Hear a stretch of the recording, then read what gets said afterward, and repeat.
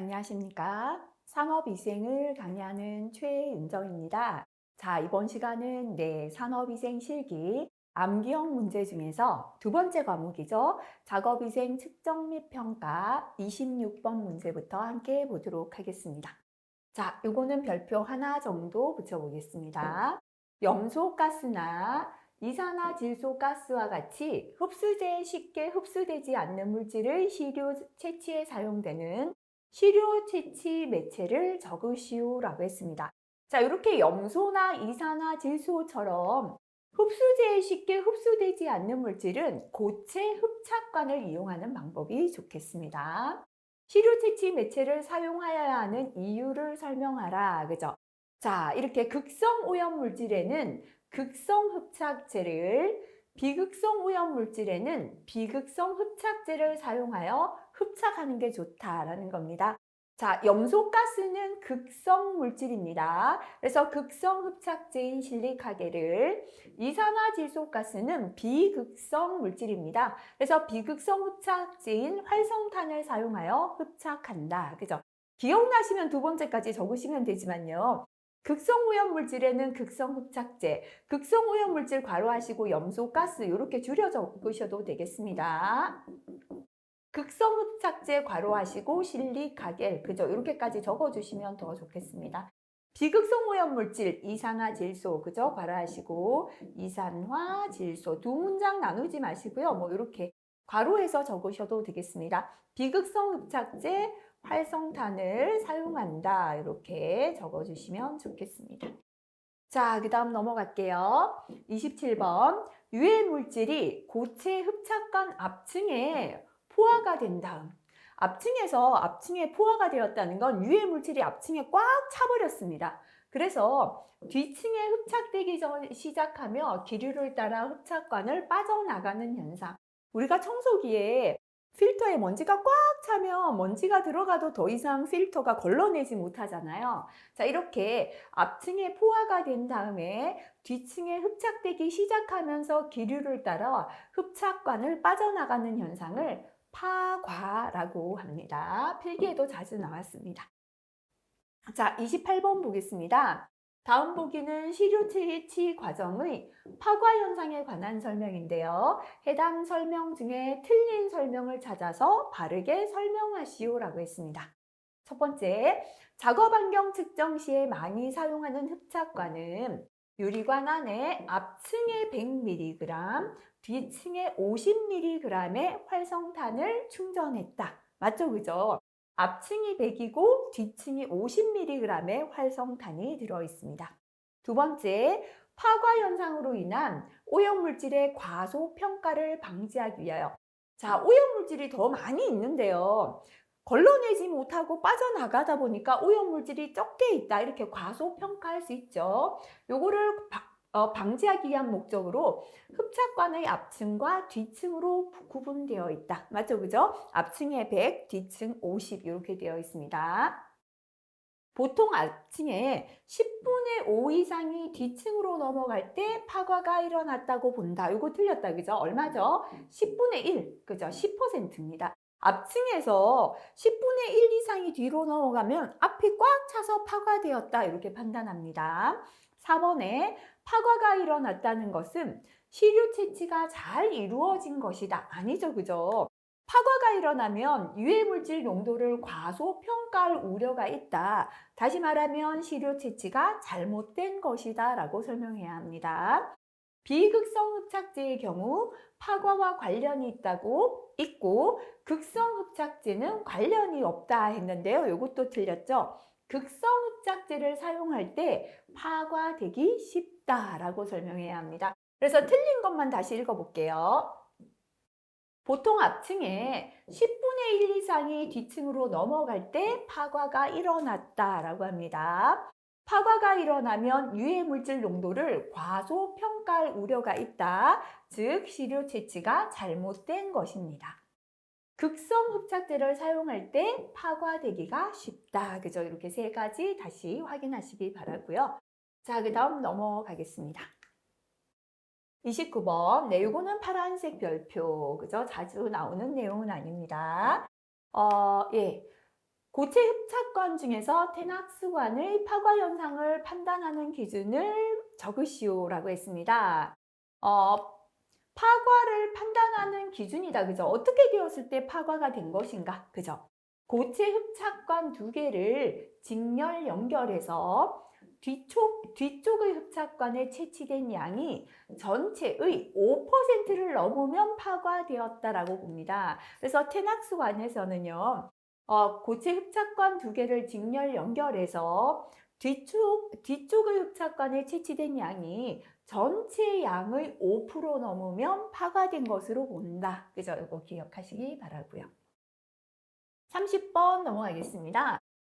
고체 포지법의 흡착제인 활성탄과 실리카겔에 대한 다음 물음에 답하시오. 1번, 활성탄과 실리카겔의 유기용제 포집 특성을 적으시오 했습니다. 활성탄은 비극성이죠. 유기용제 포집에 사용되고 실리카겔은 극성 유기용제 포집에 사용된다. 우리 필기에서요. 극성스런 산화는 니트럭의 실리카 이렇게 외웠죠. 그래서 극성스러운 산화 할 때 극성 유기용제는 실리카 할 때 실리카겔이죠. 그러면 활성탄은 뭐다? 비극성이다. 그죠? 이번에 시료 채취 과정에서 주의해야 할 사항 두 가지를 적으시오. 첫 번째는요. 파과가 되어버리면 과소평가할 우려가 있으니까 파과되지 않도록 주의합니다. 그 다음에 온도나 습도나 시료 채취 속도나 시료 채취 유량에 주의해야 됩니다. 온도나 습도나 속도나 유량을 잘못하면은 우리가 채취가 올바르게 안 될 수 있죠. 그죠? 온도, 습도, 시료 채취 속도, 시료 채취 유량에 주의한다. 이렇게 두 가지 적으시면 되겠습니다. 별표 3개 붙여볼게요. ACGIH의 입자상 물질의 크기를 3가지로 분류하고 각각의 평균 입경을 적으시오 했습니다. 제일 큰 게 첫 번째 흡입성 분진이죠. 평균 입경이 100 마이크로미터가 되겠습니다. 그 다음은 이제 흉곽성 분진, 가슴까지 내려온다 그죠? 평균 입경이 10 마이크로미터죠. 더 깊이 들어가는 게 호흡성 분진입니다. 평균 입경은 4 마이크로미터, 그죠? 흡입성 100, 흉곽성 10, 호흡성 4 마이크로미터 이렇게 입경 기억하시면 되고요. 자, 밑에 보겠습니다. 입자상 물질의 분류 중에서 호흡성 분진을 설명하시오라고 했습니다. 설명하시오도 별표 3개 붙이시고요. 우리 꼭 기억하시기 바랍니다. 호흡성 분진의 평균 입경을 적으시오 했고요. 호흡성 분진의 채취 기구를 적으시오 했습니다. 호흡성 분진은 호흡기를 통하여 폐포에 가장 깊숙이 들어오는 거죠. 축적될 수 있는 크기의 분진해도 되고요. 폐포 또는 가스 교환 부위에 침착하여 독성을 나타내는 분진이라고 해도 되죠. 그죠? 자, 평균 입경은 4 마이크로미터죠. 호흡성 분진을 채취하는 기구는 10mm 나일론 사이클론이 되겠습니다. 자, 그 다음 33번 넘어가겠습니다. ACGIH 구분에 의한 입자상 물질 중 호흡성 분진의 침착 기전을 설명하라. 호흡성 분진을 정의하라 하고 같은 문제다 보시면 되겠습니다. 금방 했다 그죠? 호흡기를 통하여 폐포에 축적될 수 있는 크기의 분진 해도 되고요. 폐포에 침착하여 독성을 나타내는 분진이라고 설명해도 되겠습니다. 자, 이번에는 ACGIH 입자상 물질의 입자 크기별 분류 중에서 호흡성 분진의 정의, 평균 입경, 호흡성 분진의 측정 목적을 적어라 했습니다. 그죠? 이 부분이 또 새로운 게 나왔습니다. 정의는 호흡기를 통하여 폐포에 축적될 수 있는 크기의 분진 또는 폐포에 침착하여 독성을 나타내는 분진 하시고요. 평균 입경은 4 마이크로미터. 이제 암기되셨죠? 근데 왜 이렇게 호흡성 분진을 측정해야 되는가? 폐포니까요. 바로 우리가 폐에서 진폐증이나 폐암을 일으키는 먼지가 호흡성 분진이 되겠죠. 그래서 진폐증이나 폐암을 일으키는 근로자의 호흡성 분진 노출 정도를 파악하기 위하여 호흡성 분진을 측정하는 것이죠. 그죠? 진폐증이나 폐암을 일으키는 근로자의 호흡성 분진 노출 정도를 파악하기 위함이다. 짧게 적을 때는요, 근로자의 호흡성 분진의 노출 정도 파악하는 게 바로 목적이다. 이렇게 적으시면 되겠죠. 그죠? 자, 35번도 별표 3개 하겠습니다. 입자상 물질의 크기를 결정하는 방법 중에서 기하학적 직경 또는 물리적 직경의 종류를 3가지 적으시오 했습니다. 기하학적 이마 그랬죠? 폐가, 등면적 동원 이렇게 기억했죠? 그래서 기하학적 직경에는 마틴 직경, 페렛 직경, 등면적 직경 이렇게 3가지가 있죠. 그죠? 위에 문제에서요. 우리가 지금 문제 전부 다가 호흡성 분진에 대한 정의만 나왔는데요. 요거 한번 확인하고 넘어가세요. 흉곽성 분진과 흡입성 분진에 대해서 이렇게 3가지에 대해서 정의하시오라는 문제 그죠? 대비해서 정의는 3가지 다 기억하신 게 좋습니다. 자, 금방 하던 문제로 넘어갈게요. 이렇게 기하학적 직경 또는 물리적 직경의 3가지다. 그죠? 마틴 직경, 페렛 직경, 등면적 직경이 되겠습니다. 자, 이번에는 36번은 보면요. 네. 입자상 물질의 크기를 결정하는 방법 중에서 기하학적 직경의 측정 방법 3가지를 설명하라. 그죠? 아까 종류만 3가지 적는 것도 있지만 종류를 적고 설명하라 문제까지 기억하신 게 좋겠죠. 이럴 때 기하학적 이마 그랬습니다. 그죠? 기하학적 직경에는 마틴 직경이 있는데요. 마틴 직경은 2등분이다 그랬습니다. 입자의 면적을 2등분하는 선의 길이로 나타내는 직경이 되겠습니다. 입자의 면적을 2등분하는 선의 길이로 나타내는 직경. 예를 들어 이렇게 입자가 있다 그죠? 이렇게 하니까요. 이게 2등분이 돼요. 그래서 이 선의 길이로 나타내는 직경이 마틴 직경이 되겠습니다. 자, 그 다음에 페렛 직경은 폐가 그랬죠. 그죠? 가가 뭐냐면 가장자리다 라고 했습니다. 그죠? 입자의 가장자리를 2등분한 직경 해도 되고요. 먼지의 한쪽 끝 가장자리에서 다른 쪽 끝 가장자리까지의 거리로 나타내는 직경. 끝에서 끝까지 그죠? 이렇게 나타내는 게 폐가가 되겠습니다. 자, 그 다음에 등면적 동원 그랬죠. 동원은 동일한 면적을 가진 원이다 라고 했습니다. 등면적 직경은 입자의 면적과 동일한 면적을 가진 원의 직경으로 환산한 직경이 되겠습니다. 자, 그래서 기하학적 이마, 폐가, 등면적 동원 이렇게 기억하시면 되겠습니다. 자, 이번에 이것도 별표 3개가 되겠습니다. 이번에는요, 먼지의 가상 직경 중에서 공기역학적 직경을 설명하시오 라고 했습니다. 암기법 보면요, 가상 공기는 가상 직경, 공기역학적 직경은 밀도 1구형이며 그랬습니다. 그죠? 그래서 공기역학적 직경은 대상 입자와 침강 속도가 같고 밀도가 1g/cm의 3승이며 구형인 먼지의 직경으로 환산한 직경이다. 그죠? 다시 한번 볼게요. 대상 입자와 침강 속도가 같고 밀도가 1g/cm 3승이며 구형인 먼지 직경으로 환산한 직경이 되겠습니다. 자, 그 다음에 가상 공기는 밀도 1구형이며 질량 중위는 50% 입자 농도 했죠. 두 번째 가상 직경에 질량 중위 직경이 있다. 그죠? 입자 크기별로 농도를 측정하여 50% 누적 분포에 해당하는 입자의 크기입니다. 입자의 크기별로 농도를 측정했는데요. 50%에 해당하는 입자 크기를 질량이 중간에 있는 직경이다. 질량 중위 직경이다 라고 말합니다. 2가지 전부 기억하시면 좋겠습니다. 자, 그 다음 38번 넘어가겠습니다. 다음 설명에 해당하는 가상 직경의 종류를 적으시오 했습니다.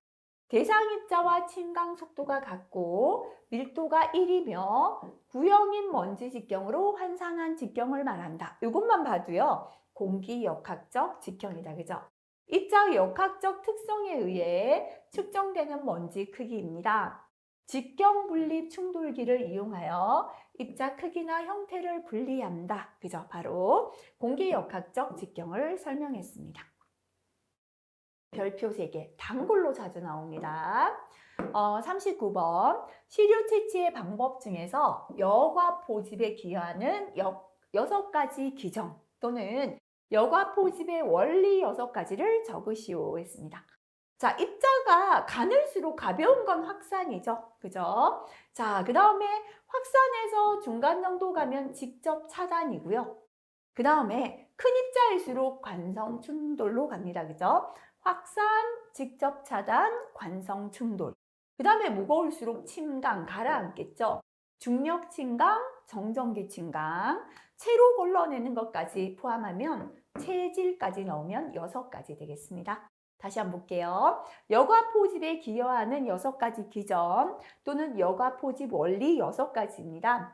첫 번째 확산, 두 번째 직접 차단, 세 번째 관성 충돌, 네 번째 정전기 침강, 중력 침강, 예, 6번째 체질까지 6가지 되겠습니다. 자, 그 다음, 네, 예, 다시 넘기도록 하겠습니다. 40번 보겠습니다. 별표를 하나에서 2개 가까이 붙여볼게요. 그림을 참고하여 입자 직경에 적합한 포집 기전을 적으시오. 그죠? 자, 가벼운 입자죠. 입자의 크기가 0.1 마이크로미터 미만일 때는요, 가벼운 건 난리잖아요. 확산이 되겠습니다. 자, 그 다음에 예, 입자의 크기가 0.1에서 0.5 사이 중간 정도죠. 그죠? 가벼운 건 확산해서 중간으로 갈수록 직접 차단 쪽으로 갑니다. 이쪽 갈수록 확산이고 중간에 직접 차단이고 입자가 클수록 충돌한다. 관성 충돌 쪽으로 간다. 이렇게 기억하시면 됩니다. 자, 그래서 입경이 0.5 마이크로미터 이상일 땐요, 관성 충돌과 직접 차단. 그죠? 그래서 0.1 미만일 때 작은 건 확산, 0.1에서 0.5 사이는 확산과 직접 차단, 0.5 이상일 때는 직접 차단과 관성 충돌, 이렇게 다 기억하시면 되겠습니다. 자, 그 다음 넘어가겠습니다. 여기서요, 요거 기억하시기 바랍니다. 숫자 기억하시기 바라겠습니다.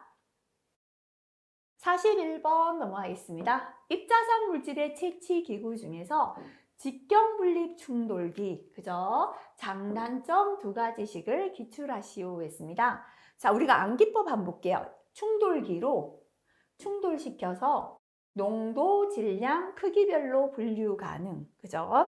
하지만 전문가가 시간과 돈 들여 까다롭게 채취해도 대침 생긴다 그랬습니다. 충돌기로, 다시 말하면 직경 분립 충돌기죠. 충돌시켜서 농도나 질량이나 크기별로 분류할 수 있다. 그죠? 그래서 첫 번째, 입자의 질량 크기 분포를 얻을 수 있고요. 자, 두 번째, 흡입성, 흉곽성, 호흡성 입자의 크기별 분포와 농도를 계산할 수 있습니다. 자, 세 번째, 호흡기의 부분별로 침착된 입자 크기의 자료를 추정할 수 있습니다. 입자의 질량 크기 분포를 얻을 수 있고, 질량이잖아요. 입자의 크기별 분포와 농도를 계산할 수 있습니다. 농도 크기별로 분류할 수 있다라고 했고요. 그래서 호흡기에 침착된 입자 크기 자료를 추정할 수가 있습니다. 그러나 단점은 전문가가 시간과 돈 들여야 된다라고 했다, 그죠? 준비 시간이 길고 비용이 많이 들어요. 그 다음에 까다롭게 채취해야 된다라고 했습니다. 시료 채취가 까다롭고요. 그래도 대팀이 생겨요. 충돌하면 대튄다, 그죠? 대팀으로 인한 시료 손실이 있다, 그죠? 단점 3가지. 시료 채취 준비 시간이 길고 비용이 많이 든다. 시료 채취가 까다롭다. 대팀으로 인한 시료에 손실이 있다. 이 중에서 2가지씩 적으시면 되겠습니다. 42번 넘어가겠습니다. 네. 여과 포집 방법에서 여과지를 선정할 때 구비할 조건 5가지 되겠습니다. 암기법 한번 볼게요. 워낙 이게 비슷한 게 많이 나와서, 그죠? 여과지는 일단 효율이 높아야죠. 효율은 높고 손실은 적고 당연하죠, 그죠? 그래서 첫 번째, 포집 효율이 높을 것 또는 채취 효율이 높을 것. 그죠? 두 번째 손실은 적어야 됩니다. 압력 손실이 적을 것 또는 포집 시의 흡인 저항이 낮을 것 해도 됩니다. 이렇게 효율 높고 손실 적고 흡습은 낮고 방해 물질 없을 것. 흡습률은 낮아야 돼요. 물을 흡수해버리면 안 된다. 그죠? 흡습률이 낮을 것. 방해 물질 없을 것 했습니다. 분석상 방해가 되는 물질을 함유하지 않을 것 하면은 네 가지죠. 또는 파손되지 않고 잘 찢어지지 않을 것 넣어도 되고요. 가볍고 한 매당 무게의 차이가 적을 것 상관없습니다. 그래서 암기법 다시 한번 볼게요. 여과지는 효율 높고 손실 적고 흡습률 낮고 방해 물질 없을 것 이렇게 기억하고 넘어가겠습니다. 43번입니다. 이거는 파란색 별표 하나 붙이겠습니다. 자, 작업장 공기 중에 남농도 측정에 사용되는 시료 채취용 여과지. 그죠? 예, 우리가 참고 MC 막여과지는 중금속, 성면, 살충제, 산알칼리미스트, 불소화합물 및 기타 무기물질 채취하는데요. 중금속에 납이 들어가잖아요. MC 중석은 이렇게 기억했죠? 그래서 중금속을 분석할 때는 MC 막 여과지입니다. 그래서 남농도 측정에 사용되는 시료 채취 여과지는 MC 막 여과지가 되겠습니다. 사용되는 분석기기 종류입니다. 분석기기의 종류는 원자, 흡광, 광도계입니다. 중금속이 어떤 원자의 빛을 이렇게 흡수하는가를 가지고 어떤 금속이다 알아내는 거죠. 그죠? 원자, 흡광, 광도계를 이용한다. 기억하시고요. 자, 그 다음 44번 넘어가겠습니다. 셀룰로스 여과지의 장단점을 각각 3가지씩 적어라. 조금 많이 적으라 라고 했습니다. 그죠? 셀룰로스 여과지는 산에 쉽게 용해되고요. 자, 유해물질이 여과지 표면에 주로 침착되어서 현미경 분석을 위한 시료 채취에 유리합니다. 자, 그리고 중금속 채취가 가능하다. 3가지가 장점입니다. 다시 볼게요. 셀룰로스 여과지는 산에 쉽게 용해되고 현미경 분석을 위한 시료 채취에 유리하고 중금속 채취가 가능하다. 그죠? 그래서 특징이 산에 용해되고 현미경 분석할 수 있고 중금속 채취할 수 있다. 이렇게 동그라미부터 일단 기억하시는 게 좋겠습니다. 단점은요. 이 셀룰로스는 흡습성이 크고 오차를 유발할 수 있고 중량 분석에는 적합하지 못하다. 그죠? 흡습성 크고 오차 유발하고 중량 분석에 적합하지 못하다. 이렇게 3가지가 단점이 되겠습니다. 자, 그 다음에 가스상 물질의 확산 원리를 이용한 수동식 시료 채취기 장단점. 앞에서 나왔다, 그죠? 수동식은 사람 손으로 간단히 하다 보니까 취급 방법이 편리하고 시료 채취가 간편하다라는 장점이 있고요. 하지만 이렇게 편리하고 간편한 게 정밀도는 낮다, 그죠? 정확도와 정밀도가 낮고 저농도 시에는 시료 채취에 많은 시간이 소요되는 단점이 있다라고 했습니다. 자, 46번 넘어가겠습니다. 요거는 별표를 검지관의 장점, 그죠? 1개에서 1개 더 붙여볼게요. 최근에는 좀 덜 나왔지만 과거에는 실계도 기출이 잘 되었습니다. 공기 중에 가스 및 증기상 유해물질을 채취에 사용되는 검지관의 장점을 3가지 적어라. 그죠? 암기법 볼게요. 검지관은 간편하고 빠르고 재현된다. 그죠? 검지관은요, 지금 검지관을 손으로 이렇게 하면 바로 거기에서 결과를 알 수 있어요. 그래서 간편하고 빠르고 재현되고 안전해서 전문가가 아니라도 사용할 수 있다. 그죠? 그래서 간편하다 그랬죠? 사용이 간편하고 빠르다. 반응 시간이 빨라서 빠른 시간에 측정 결과를 알 수 있다. 반응 시간이 빠르다로 줄여도 되겠습니다. 재현되고 그랬죠? 재현성이 높고요. 안전해서 그랬습니다. 맨홀이나 밀폐 공간에서 산소가 부족하거나 폭발성 가스로 인하여 안전이 문제가 될 때 유용하게 사용할 수 있고요. 전문가 아니라도 사용할 수 있다. 숙련된 산업위생 전문가가 아니더라도 어느 정도 숙지하면 사용할 수 있습니다. 장점은요, 이렇게 3가지가 쉽다, 그죠? 검지관은 간편하고 빠르고 재현된다. 그래서 사용이 간편, 반응 시간 빠르고 재현성이 높다. 이렇게 적으셔도 되겠습니다. 자, 47번 넘어가겠습니다. 요것도 근데 필기에 잘 안 나와서 제가 파란색으로 붙여는 드리는데요. 또 뒤에 가면은 또 기출에는 또 출제가 됩니다. 공기 중 휘발성 유기화물의 처리 방법 중에서 불꽃 연소법과 촉매 연소법의 특징을 두 가지씩 적으시오 했습니다. 불꽃 연소법은 불꽃으로 연소 태우는 거죠. 그죠? 그래서 가연성 가스를 직접 불꽃 중에서 연소시키는 방법이 되겠습니다.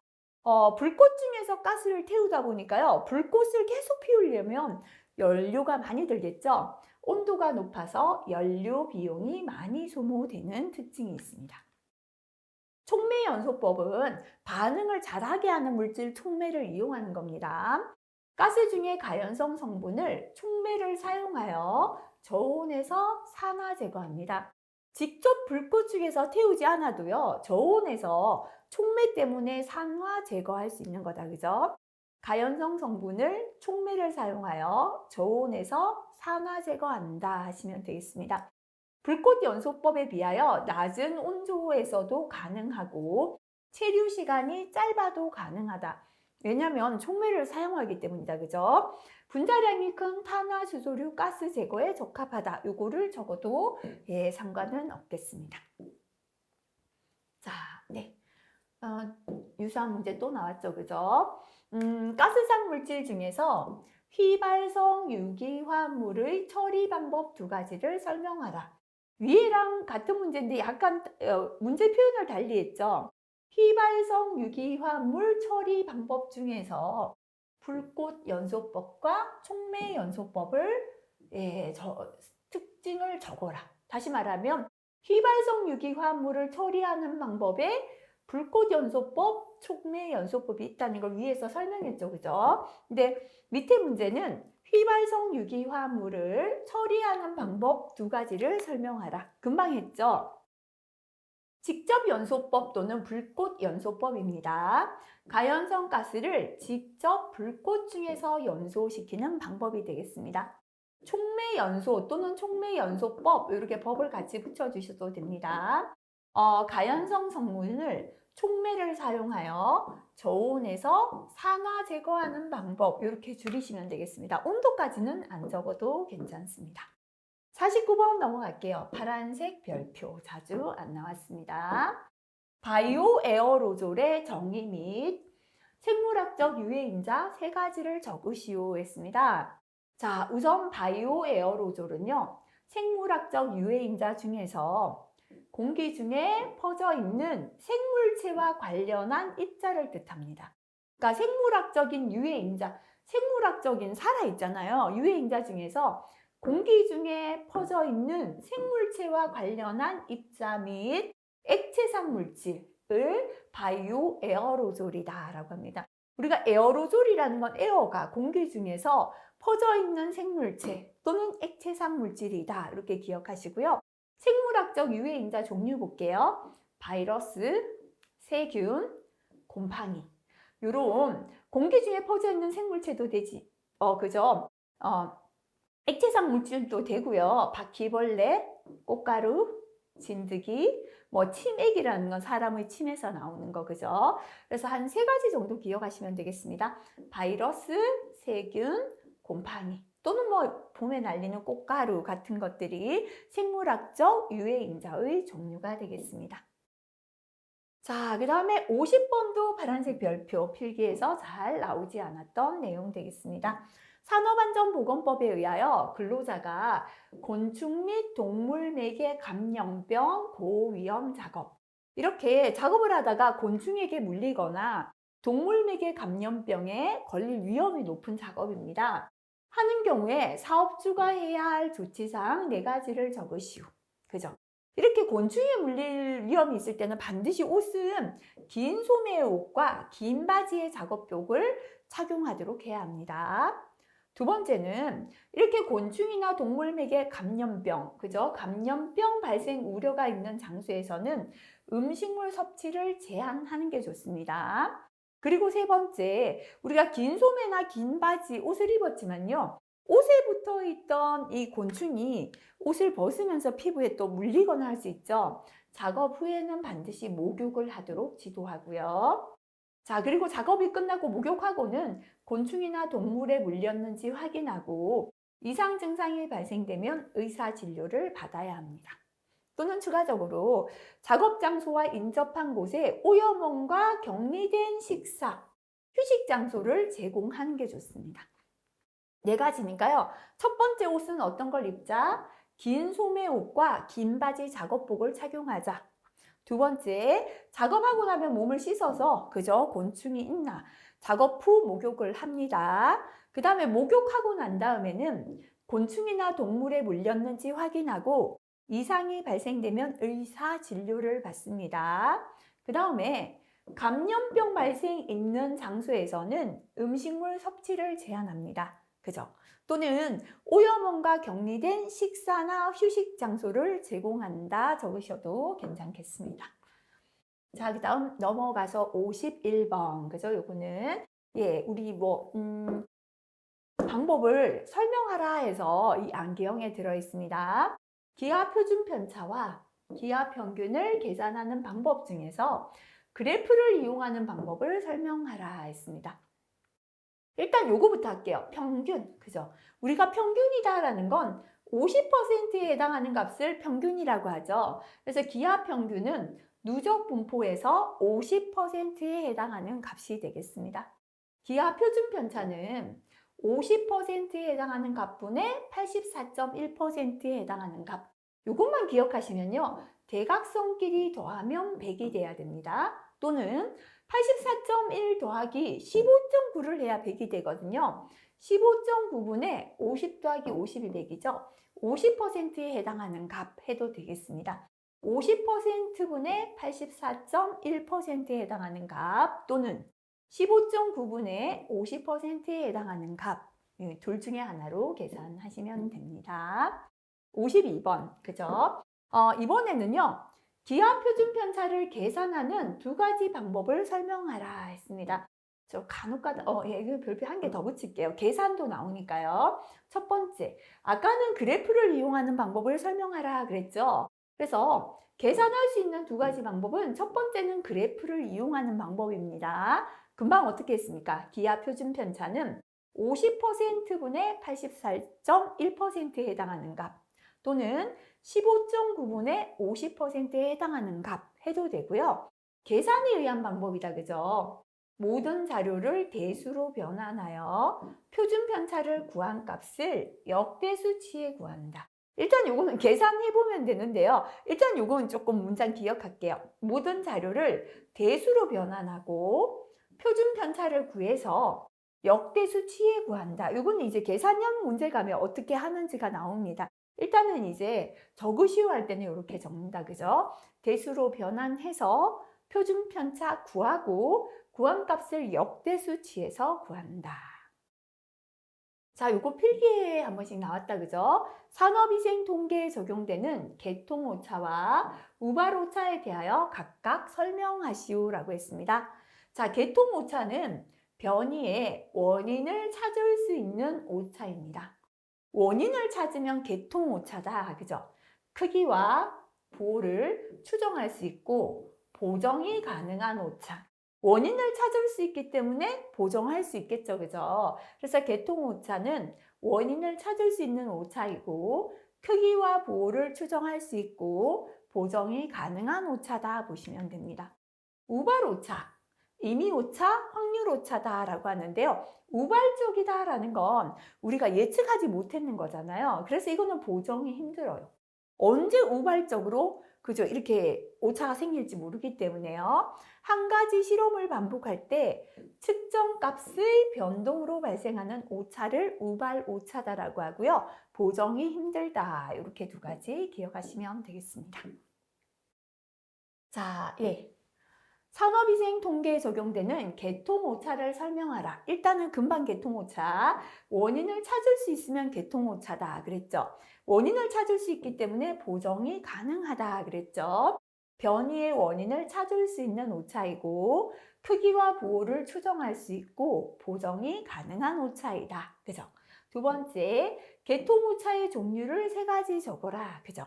외계오차 또는 환경오차, 기계오차, 개인오차. 개인이 오차를 낼 수도 있고요. 기계오차가 생길 수도 있고 환경에 의해서 생길 수도 있다. 그죠?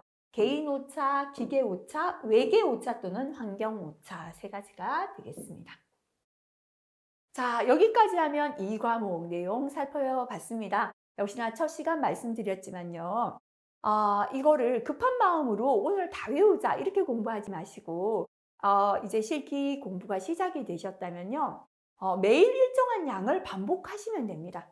지금 암기가 안 돼도 시험 날까지만, 시험 전날까지만 암기되시면 되죠. 그래서 급하게 마음 먹지 마시되 공부해서 암기형도 손 떼지 마시고 일정한 양만큼 정해서 꾸준히 반복하시면 좋을 것 같습니다.